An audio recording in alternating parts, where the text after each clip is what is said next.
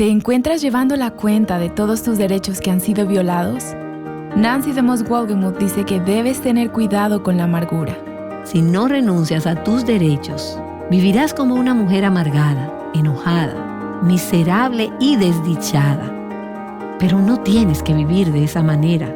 La libertad llega justo cuando rendimos nuestros derechos y cuando reemplazamos la amargura con perdón, con amor y con una actitud de gratitud, con dar gracias. Estás escuchando Aviva Nuestros Corazones con Nancy DeMoss Wolgemuth en la voz de Patricia de Saladí. Hoy es 10 de enero de 2023.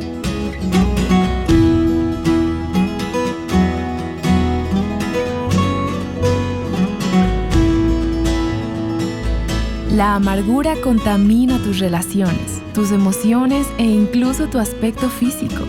Nancy nos ha hablado de la vida de Noemí, una mujer de la Biblia que experimentó mucha amargura.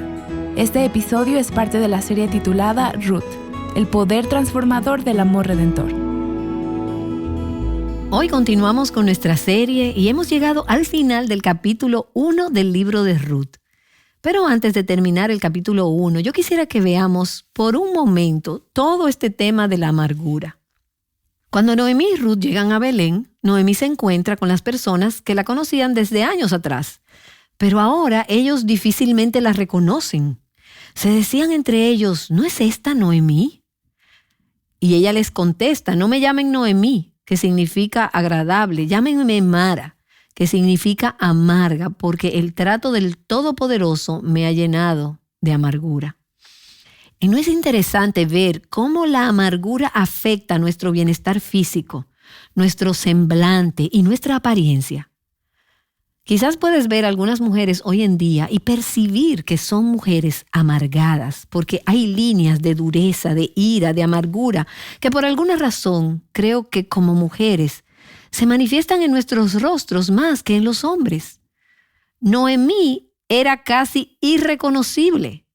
Se había ido 10 años, ya era adulta cuando se fue, y se podría pensar que todavía estaría reconocible al llegar a casa. Pero tengo la sensación aquí de que su amargura la había envejecido mucho más que 10 años. Ella había pasado por muchas dificultades, ella había sufrido mucho. Pero sabes, en última instancia, lo que tenemos que darnos cuenta es que el resultado final de nuestras vidas no tiene que estar determinado por lo que nos sucede. Más bien, está determinado por cómo respondemos a las cosas que nos suceden. Noemí había sufrido mucho. Había perdido a su marido, había perdido a sus hijos. Se quedó sola en el mundo con su nuera viuda. Ella había sufrido. Pero el resultado de su vida y el estado en el que se encontraba, la condición en la que se encontraba cuando regresó a Belén, no se debió tanto a la pérdida que había sufrido, sino a su visión de Dios y cómo ella había respondido a esas pérdidas. Así que quiero que veamos hoy todo este tema de la amargura y cómo nos afecta a nosotras, cómo afecta a los demás y qué podemos hacer al respecto. Ahora, a menudo nuestra amargura es una reacción a personas o circunstancias que nos lastiman. Cuando estaba reuniendo mis notas por primera vez, escribí, la amargura es causada por personas o circunstancias. Pero luego tuve que retroceder y corregir eso. La amargura no es causada por nada de lo que nos sucede. Es el fruto de nuestra reacción a lo que nos sucede, al dolor, a la pérdida. Y tiene un efecto enorme, tanto en nosotras mismas, así como en los demás. Y no solo en nuestra apariencia física y nuestra salud, no son ellas las únicas que se ven afectadas cuando nos amargamos, sino también nuestra estabilidad emocional. La amargura nos pone en una prisión y hace que levantemos barreras y muros y barrotes en las relaciones. Mientras vemos a Noemí regresar a Belén, notamos que ella no es una mujer agradable, placentera ni cariñosa en este momento. Ella les dice, no me llamen Noemí, llámenme Mara, porque el trato del Todopoderoso me ha llenado de amargura. Y lo que quiero decir es que ella ahora es una mujer llorona y quejumbrosa. Ahora, a medida que he enseñado esto a lo largo de los años, que he hablado acerca de Noemí, invariablemente alguien regresa y me dice, creo que está siendo un poco dura con Noemí. Y es cierto, ella era una mujer que había sufrido mucho, pero también creo que era una mujer que había respondido con amargura. Y como resultado, ella puso esas barreras, esos muros en sus relaciones con otras personas. No te acerques a mí, he sido lastimada. No estoy dispuesta a arriesgarme a que me lastimen de nuevo. Quizás has sentido esto porque has perdido algunos amigos cercanos o tal vez porque ellos se han mudado lejos. ¿Alguna vez te has encontrado pensando, no me acercaré a nadie más de nuevo? Porque en cuanto me acerco a alguien, a alguna persona, esa persona se va o yo me tengo que mudar. Y la amargura hará que levantemos ese tipo de muros. Y eventualmente la amargura entonces se desborda y no podemos esconderla. Con el tiempo podemos verla en nuestras palabras, como lo hizo Noemí cuando habló con las personas del pueblo. Cuando verbalizamos nuestra amargura hacia Dios y hacia nuestras circunstancias, otras personas se contaminan y se envenenan con lo que nos ha estado comiendo por dentro. Y es por eso que el escritor de los Hebreos dice, cuídense de que nadie deje de alcanzar la gracia de Dios, de que ninguna raíz de amargura brotando cause dificultades y por ella muchos sean contaminados. Noemí regresa a la ciudad y todo lo que puede hacer es hablar sobre lo terrible que Dios ha sido para con ella. Ahora, la mayoría de nosotras no lo diría con esas mismas palabras. Pero, ¿cómo respondemos cuando las personas nos preguntan, ¿cómo estás? ¿Qué tal tu día? ¿Eres de esas personas que dan un recital de órganos? Mencionan todos sus órganos, todos sus achaques, todos sus dolores, todos sus problemas. Ahora, las personas no quieren estar cerca de algo así todo el tiempo. No queremos estar cerca de eso. Sin embargo, mientras preparaba este estudio, me pregunto, ¿soy una de esas personas que siempre está teniendo un mal día? Eso hace que las personas no quieran estar cerca de nosotras porque eso contamina a otros. ¿Cómo podemos liberarnos de esa raíz de amargura? Bueno, quiero darles 3 sugerencias. Primero, debemos dejar de mirar hacia afuera y dejar de culpar a otros. No hay nadie más a quien culpar. Tenemos que dejar de decir, estoy así porque tal y tal me hizo tal y tal cosa. O yo no estaría así si no me hubiera casado con este hombre, o no hubiera tenido ese padre, o si mi jefe no me hubiera hecho esto. Dejar de culpar a otros. Número 2, mira hacia adentro. Necesitamos llegar al punto en que reconozcamos que realmente estamos amargadas. Y eso es difícil de decir. No nos importa decir que nos han lastimado, porque eso sugiere que alguien más ha hecho algo. Por lo tanto, nosotros somos una víctima y no somos responsables. A menudo me dicen, estoy lastimada, estoy herida. Casi nunca escucho a una mujer decir, soy una mujer amargada. ¿Por qué? ¿Sabes? Porque la amargura sugiere que yo hice algo mal. Sugiere que yo reaccioné incorrectamente. Y tenemos que llegar a ese punto, a ese lugar donde asumimos responsabilidad personal. ¿Sabes? Es fácil ver todo esto en otros. Y a menudo podemos ver, bueno, fulano de tal es una persona tan amargada. Pero es muy difícil vernos a nosotras mismas. ¿No crees que es así? Es difícil ver cuando realmente nos hemos vuelto amargadas. Y esto hace que surja una pregunta. ¿Cómo puedo saber que estoy amargada? Bueno, creo que nos ayudaría a hacernos 2 preguntas. ¿Hay alguien a quien no haya perdonado completamente? Y la segunda pregunta es, ¿hay alguna persona o circunstancia en mi vida por la que todavía no puedo agradecer a Dios? Ahora, esta última es difícil. ¿Hay alguna persona o alguna circunstancia que cuando pienso en ello, me resiento en lugar de agradecerle a Dios? No agradecerle a Dios por el pecado, claro que no, sino agradecerle a Dios que permitió que esto llegara a mi vida y aparentemente tenía la intención de que fuera para mi bien, para su gloria y en última instancia para bendecirme. Y entonces, después de ver hacia adentro para reconocer la amargura, necesito aceptar la responsabilidad personal por mis acciones y actitudes.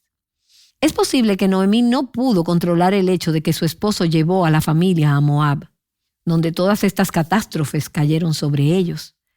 Pero ella tuvo que llegar al punto en el que ya no culpara más a su marido, no culpara a Moab, no culpara al médico que tal vez no supo cómo cuidar a sus hijos, por lo que ellos se enfermaron y murieron. Creo que tuvo que llegar al punto en el que se dio cuenta en que no podía controlar sus circunstancias, pero podía controlar sus respuestas. Tenía que asumir la responsabilidad de su ira y su culpa. Lo que debemos hacer es no mirar hacia afuera, queremos entonces ver hacia adentro y lo más importante, debemos mirar hacia arriba, hacia Dios. Porque cuando estamos sufriendo y cuando estamos amargadas, no es ese el último lugar al que queremos ir. Sin embargo, debería ser el primer lugar al que debemos acudir. ¿Qué hago cuando miro hacia arriba? Bueno, en primer lugar, confieso a Dios mi amargura como un pecado, sin excusas, sin culpa, y me arrepiento y le digo, Señor, estoy amargada. He pecado contra ti con mi amargura. Por favor, perdóname. Y es entonces al hacer esto que te das cuenta de cuánto Dios te ama y de que Él se deleita en ti. Cuando trajo estas circunstancias a tu vida, Él no estaba enojado contigo. Él estaba obrando a tu favor para mostrarte su misericordia y su amor. Y a medida que miramos hacia arriba y llegamos a saber, a conocer quién es Dios, creo que tenemos entonces que llegar al punto donde confiamos en que Dios tiene un propósito en todo por lo que hemos pasado. Y confiamos en Él para saber cuál es ese propósito, incluso cuando nosotras no podemos ni verlo ni entenderlo. Y quiero que me permitas leerte algunos versículos del Salmo 119 que realmente han ministrado a mi corazón a lo largo de este tiempo. El salmista está hablando de lo preciosa que es la palabra de Dios. Y es fácil decir que amamos la palabra de Dios, pero cuando experimentamos aflicción, no siempre estamos tan seguras de querer ir y buscar la palabra de Dios. Y el salmista dice en el Salmo 119:67, antes que fuera afligido, yo me descarrié, pero ahora guardo tu palabra. Y lo que él está diciendo es, Señor, tú tuviste un propósito con esta aflicción. La estabas usando para enseñarme, para darme un corazón y un hambre por tu palabra y para desarrollar en mí una obediencia que nunca habría tenido si no hubiera sido afligido. Y él continúa diciendo en el versículo 71, bueno es para mí ser afligido, para que aprenda tus estatutos. Y lo que él dice aquí es que esta es una oportunidad de aprendizaje. Estas aflicciones son exámenes. Puede ser un examen sorpresa, o un parcial o un examen final. Pero el punto es que es bueno para mí tomar esas pruebas. Porque una cosa es cuando puedes mirar atrás y ver cuáles eran los propósitos de Dios. Pero puedes decir esas palabras cuando estás justo en medio de la prueba, atravesando la prueba. Es bueno para mí estar afligido, porque así es como aprendo tus leyes, así es como aprendo tus caminos. Y el salmista continúa diciendo, yo sé, Señor, que tus juicios son justos y que en tu fidelidad me has afligido. Con fidelidad me has afligido. Y he escuchado a tantas mujeres compartir historias preciosas de cómo Dios ha usado la aflicción como una herramienta de enseñanza en sus vidas. Recuerdo a una mujer que me contó hace apenas una semana algunos problemas familiares dolorosos por los que había pasado. Problemas en su matrimonio, con sus padres, con sus hijos. Y ella me dijo, me sentí tan sola el año pasado. Ha sido muy duro para mí, pero ha sido tan bueno. Y creo que si no hubiera atravesado estas circunstancias, especialmente en mi matrimonio este año, creo que nunca hubiera pasado tiempo a solas con Dios, en su palabra, con mi corazón humillado delante de Él, para recibir lo que Él quería enseñarme sobre su corazón y sus caminos. Y la verdad es que si tú y yo estamos siendo afligidas en alguna medida, es por la bondad y la fidelidad de Dios. bueno es para mí ser afligida. Y la liberación de la amargura vendrá cuando estemos de acuerdo con esa verdad. Yo sé, Señor, que tus juicios son justos y que en tu fidelidad me has afligido. Y luego, al aceptar los propósitos de Dios, también podemos darnos cuenta de que Él tiene una provisión de gracia para cada necesidad. Una mujer me detuvo el otro día y me contó sobre una serie de circunstancias desesperantes en su vida. Y luego me dijo entre lágrimas, Dios ha sido tan fiel conmigo. Dios ha sido fiel para con mi familia durante todo este tiempo y tiene una provisión de gracia para cada necesidad. Y es muy importante que rindamos nuestros derechos, que renunciamos al derecho a estar enojadas, amargadas, de ser amadas, de tener una vida fácil y de esperar que las cosas siempre salgan a nuestro modo, justo como nosotras queremos. Si no renuncias a tus derechos, vivirás como una mujer amargada, enojada, miserable y desdichada. Pero no tienes que vivir de esa manera. La libertad llega justo cuando rendimos nuestros derechos y cuando reemplazamos la amargura con perdón, con amor y con una actitud de gratitud, con dar gracias. Y eso es precisamente lo que Pablo dice a los Efesios en el capítulo 4. Sea quitada de ustedes toda amargura, enojo, ira, gritos, insultos, así como toda malicia. Sean más bien amables unos con otros, misericordiosos, perdonándose unos a otros, así como también Dios los perdonó en Cristo. Y ahora quiero que regresemos a Ruth. Vamos a volver al capítulo 2, al versículo 1, que dice, Noemí tenía un pariente de su marido, un hombre de mucha riqueza, de la familia de Elimelec, el cual se llamaba Booz. Y solo para recapitular aquí, Noemí es la esposa, Elimelec era su marido, ambos llevaron a sus 2 hijos a la tierra de Moab durante una época de hambre en Belén, y ahora Elimelec ha muerto, sus 2 hijos que se casaron con mujeres moabitas también han muerto, Noemí queda viuda, ha perdido a sus 2 hijos, y es difícil para mí siquiera imaginar el dolor, la agonía, la angustia por la que esta mujer debió haber pasado. Pero Dios la llevó de regreso a Belén. Y en esta ocasión la acompaña su nuera Ruth, quien le dijo, yo quiero seguirte, yo quiero seguir a tu Dios y a tu pueblo. Su nuera se ha convertido al Señor. Así que las 2 mujeres regresan a Belén y es el tiempo de la cosecha de la cebada. Y la Escritura inserta solo esa pequeña nota que nos dice algo, como observadores y lectores, que Noemí todavía no sabe. Nos da una pequeña pista de lo que está sucediendo detrás de la escena. A veces, si vas a una obra de teatro, solo sabes lo que sucede en el escenario, pero no sabes lo que sucede detrás del escenario, detrás del telón. Tenemos un Dios que sabe todo lo que está sucediendo, no solo en el escenario, no solo lo que podemos ver, sino que Él conoce todas las partes y las piezas que están detrás de escena. Y Dios nos da una pista. Dice en el versículo 1, Noemí tenía un pariente de su marido, un hombre de mucha riqueza. Era un hombre rico, un terrateniente, de la familia de Elimelec, el difunto marido, el cual se llamaba Booz. De hecho, el resto del capítulo 2 continúa, pero no dice nada más por el momento sobre la vida de Booz. Simplemente pone ese pequeño versículo aquí para decirnos que Dios tiene un plan en mente. Ahora, debemos volver atrás antes de pasar al resto del capítulo y aprender un poco sobre la cultura y las leyes judías para ayudarnos a entender por qué es importante que hubiera un pariente rico de Noemí y de su esposo que estaba precisamente en Belén.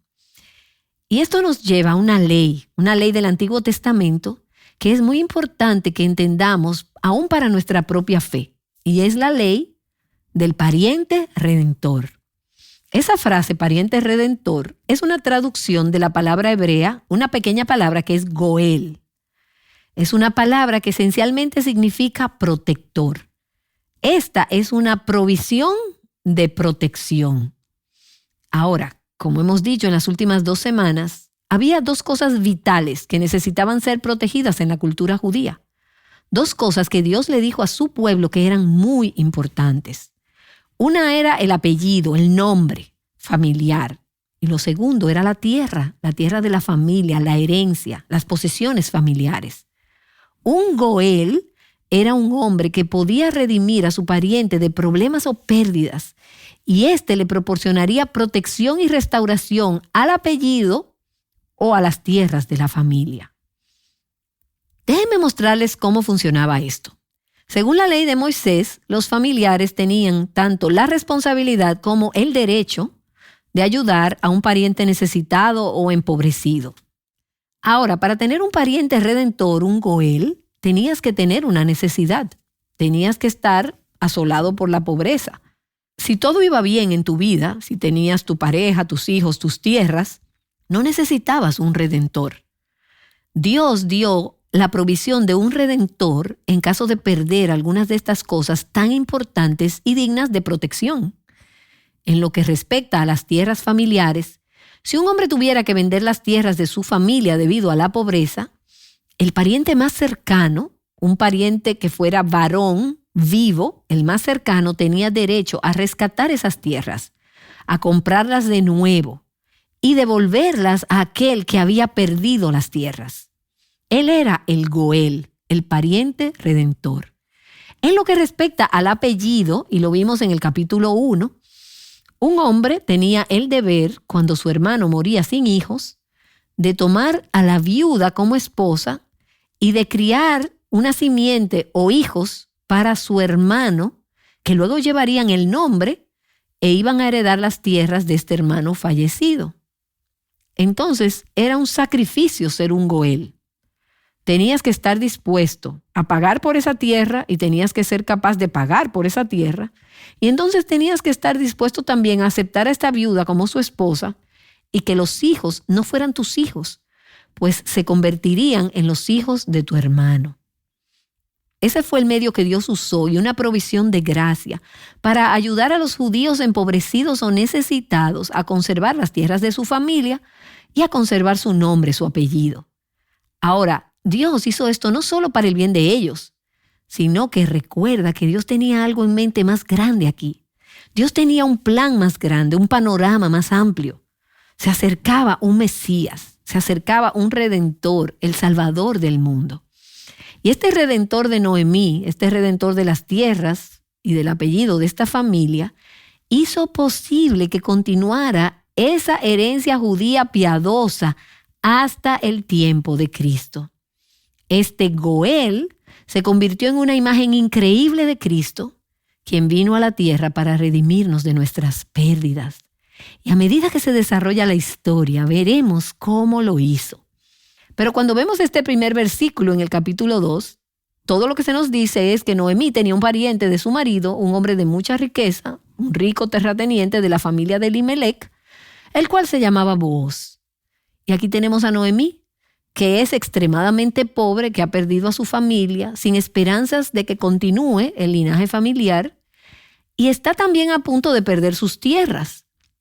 Ella regresa y debido a su pobreza, va a tener que vender sus tierras para poder sobrevivir. Y sin embargo, tiene un pariente que es uno de los hombres más ricos del país. Aunque, en este punto, ella ni siquiera sabe que tiene ese pariente y no ve ninguna conexión entre este pariente rico y su gran necesidad. Y no sucede esto muy a menudo. Dios tiene una provisión. Dios nos ha provisto a través de Cristo. Dios hace provisión a través de su gracia para nuestras vidas todos los días, para encontrarnos ahí en nuestro punto de necesidad. Él tiene la provisión justa que necesitamos, pero muy a menudo no podemos verla. No sabemos si está ahí. Así que, ¿qué hacemos nosotras? Tenemos que confiar. Y ese es el punto al que Dios está tratando de llevar a Noemí, donde ella confiaría en que Dios tenía una provisión y un plan. Y mientras leo la historia de Ruth, veo que tiene realmente una trama increíble. Es una gran historia. Y lo que me encanta de ella es el recordatorio de que Dios ve todas las piezas que Dios sabe dónde están todas esas piezas del rompecabezas. Y a mí me encanta, por ejemplo, hacer rompecabezas. Y cuando trato de ensamblarlos, de formarlos, al llegar a la mitad del camino pienso, aquí tiene que haber algunas piezas que faltan en este rompecabezas. E invariablemente están todas ahí.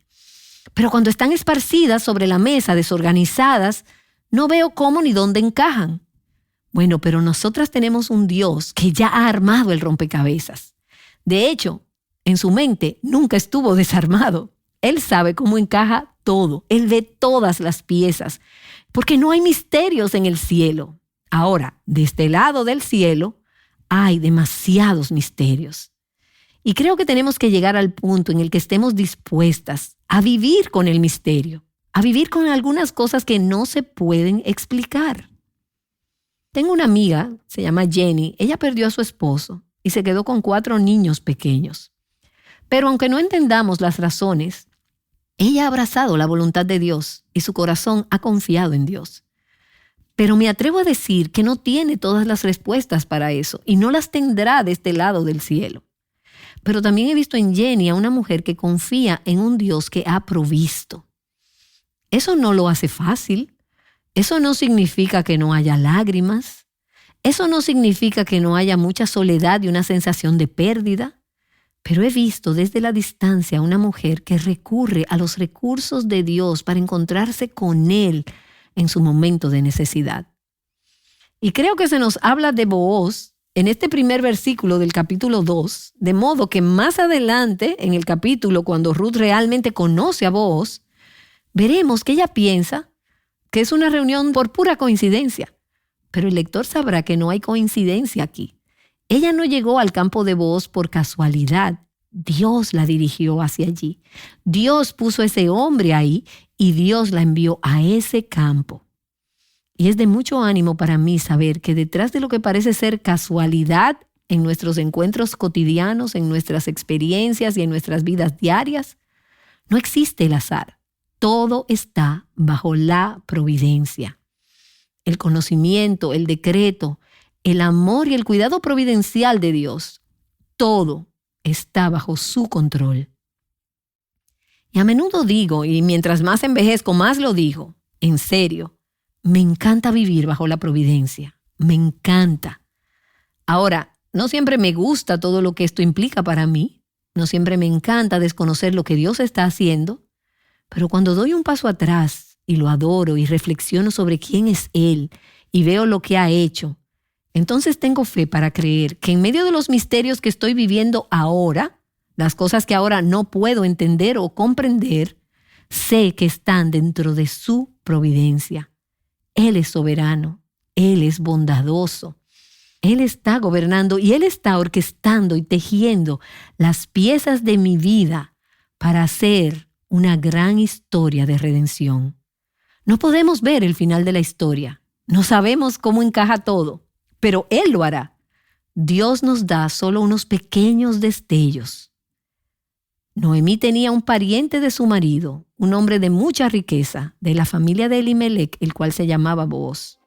Aún no sabemos más que eso, pero a medida que se desarrolla la historia, veremos que este comentario aparentemente casual está realmente lleno de significado, lleno de providencia y es parte del plan de Dios.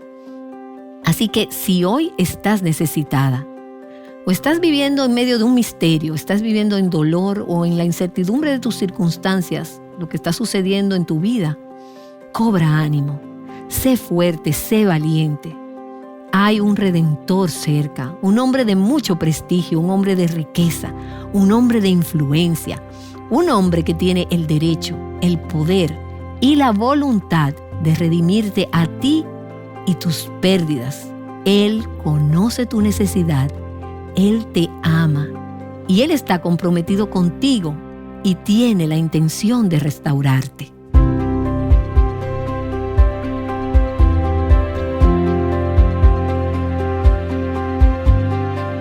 Noemí y Ruth se encontraron en necesidad y Dios proveyó a través de un pariente redentor. Acabamos de escuchar a Nancy DeMoss Wolgemuth explicar cómo esta imagen refleja la provisión de Dios para nosotras a través de Cristo, nuestro Redentor. Incluso cuando estás en un lugar desesperado o tu vida parece estar fuera de control, Dios está orquestando las piezas para escribir tu historia. Continuaremos profundizando en el amor redentor de Dios mañana, así que asegúrate de acompañarnos. Ahora Nancy regresa para cerrar en oración.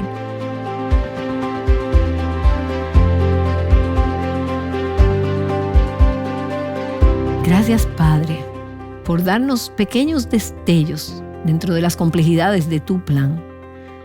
Vemos tan poco, Señor, entendemos tan poco, pero confiamos en que tú tienes el control y eres soberano. Y estás tejiendo una increíble historia de redención. Y no se trata de nosotras, se trata de ti y de tu plan para redimir este mundo. Gracias por ese plan. Y cuando no podamos ver, ayúdanos a confiar.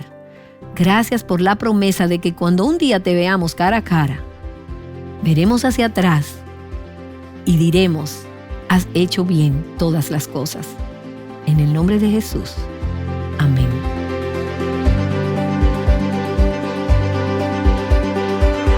Conociendo el poder del amor redentor juntas, Aviva Nuestros Corazones es un ministerio de alcance de Revive Our Hearts.